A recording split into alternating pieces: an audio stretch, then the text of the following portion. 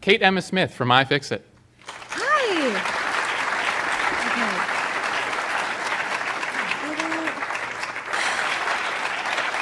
Thank you. So I'm excited to be here today. I'm talking on behalf of a company called iFixit. And if you haven't heard of us yet, that's okay. I'll get to that in a little bit. But my talk today is called Let's Fix It, how repair manuals can repair the world. So something I noticed as we were kind of all trickling into the auditorium today, which did not surprise me in the least, was that everyone in here, or I'm pretty sure everyone in here, has some form of an electronic on them, right? Whether it's a phone, a laptop, camera, computer, tablet.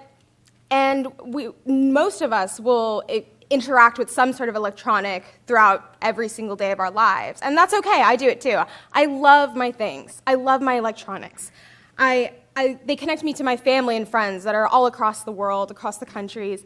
They keep me a participant in social media and political movements that I'm invested in.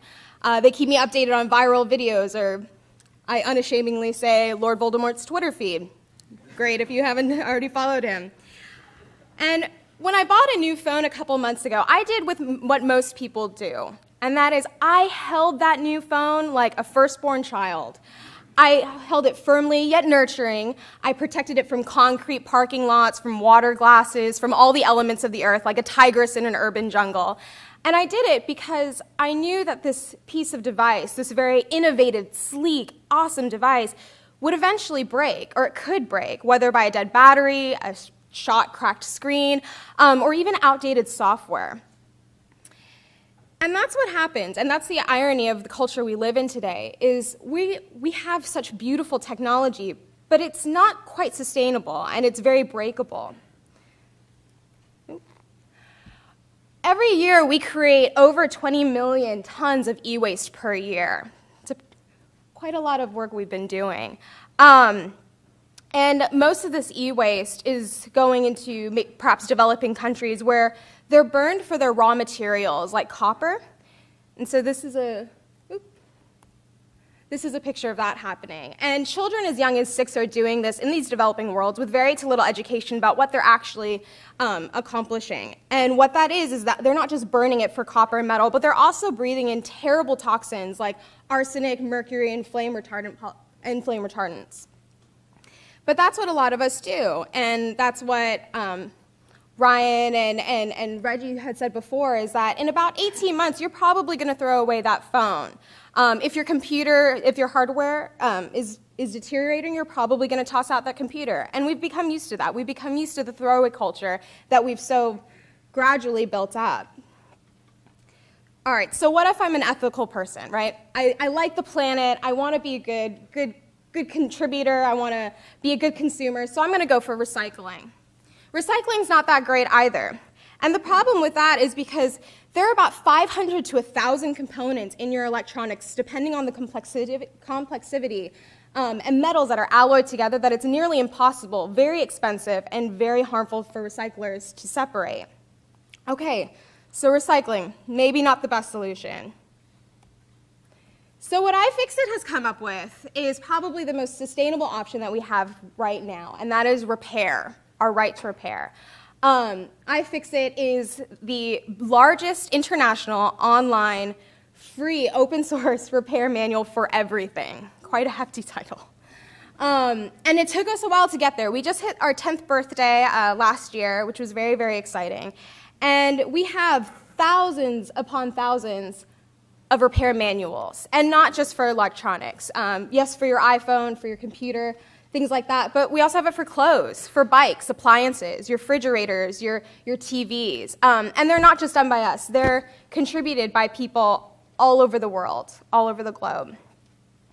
So why do we do it, or how can we do it, right? We're all afraid of warranties. You know, we don't want to go through that red tape. The companies are telling us we can't. Genius bars are saying, oh, no, I'm a genius. I'll take care of this for you. I'll repair your phone. Don't touch it. It's too complicated.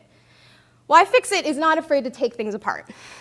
We love getting a new device and just taking it down to its nuts and bolts to see its guts. What you're looking at right here is a Nikon D60 and all of its lovely innards. This is the new iPhone 5S that just came out in gold. Also very impressive. And what we're very excited about is that a couple months ago, we just took apart the original Macintosh 128K, and we compared it to its grandchild, the Mac, the late 2013 Mac. So you can see just the differences in technology. And we love seeing this stuff. We love seeing how things work and tick, and how we can obviously repair them ultimately.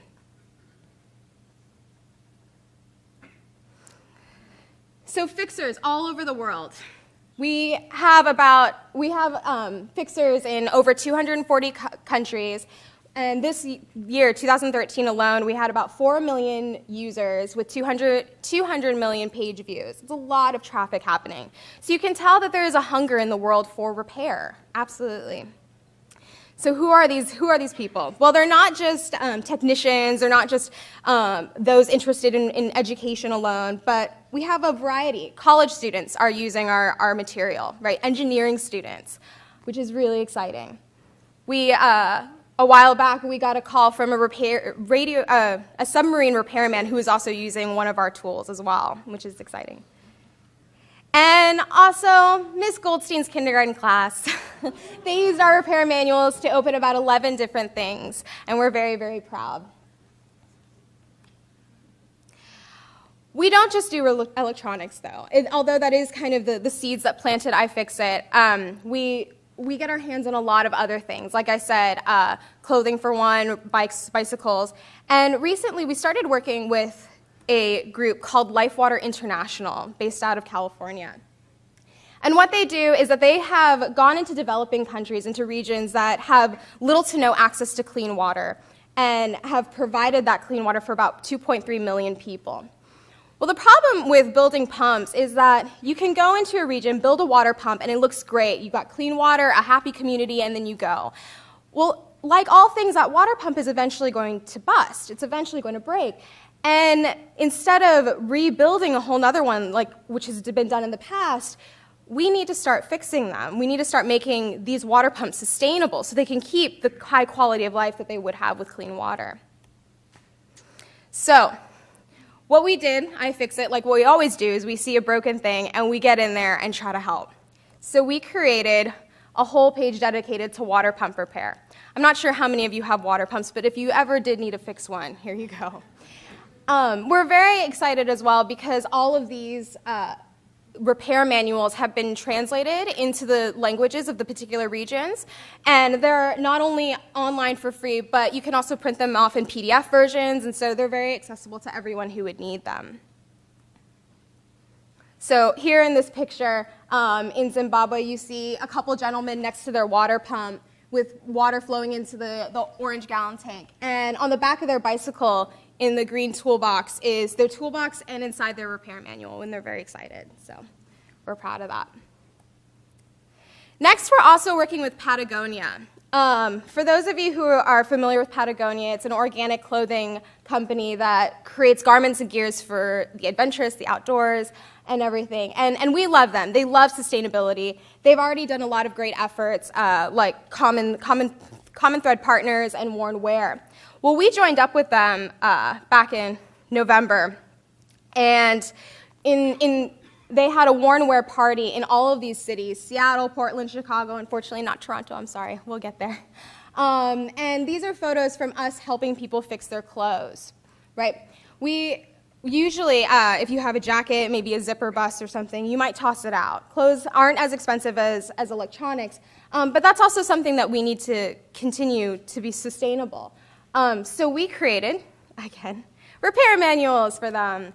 Patagonia repair, from your outwear bottoms, tops, luggage, and fasteners. We want those people who are going out, trekking the Alps, backpacking, all of that, to make their clothes last longer. So it's important because you have a sentimentality with these pieces of clothing, and you want it to continue on and not just toss out that cool jacket you went studying abroad with or something. So there's an example of one of the repair manuals if you haven't already seen it. As you can tell, there's the title, the author who wrote it, maybe an estimated time, difficulty, and video as well. Okay, so how can you get involved? It's really, really easy. Writing repair manuals is a little intimidating, especially because most of us maybe have never opened up our laptops. But there's tons and tons of resources, especially at iFixit. You can write a guide, will help you to do that. Share your knowledge. There are a ton of forums that we host that from, again, fixers all over the world that are asking questions, answering questions, things like that. So if you're visiting the tool library and you want to know, which tool should I go out and pick? Ask our forums, ask our fixers. They have the most hands-on experience, and they're fantastic. Support your local repair shop. It's becoming more and more difficult to maybe go get your phone fixed at an outside source, right?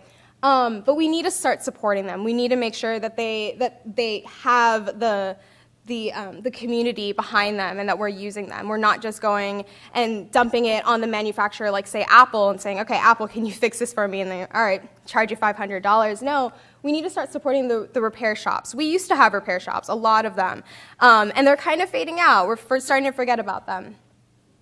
You also should buy from companies that provide repair manuals. You would be astonished at how many corporations do not give you accessible repair manuals based off of the fact that they call it proprietary information.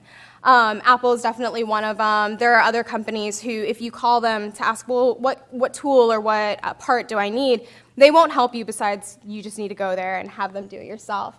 So definitely be aware. The app, what was it, Bicon? Yeah, that's fantastic. That's awesome. We need to start doing more things like that. So I think together we need to start being more aware of the things that are what is inside of our things.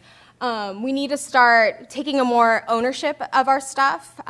We can't rely on other people to fix our stuff and then, just take no responsibility for e-waste or for the poor management of recycling, things like that. And I think once we do that, once we start participating in the ownership of our stuff, we'll come out with a much more sustainable future. Thank you so much.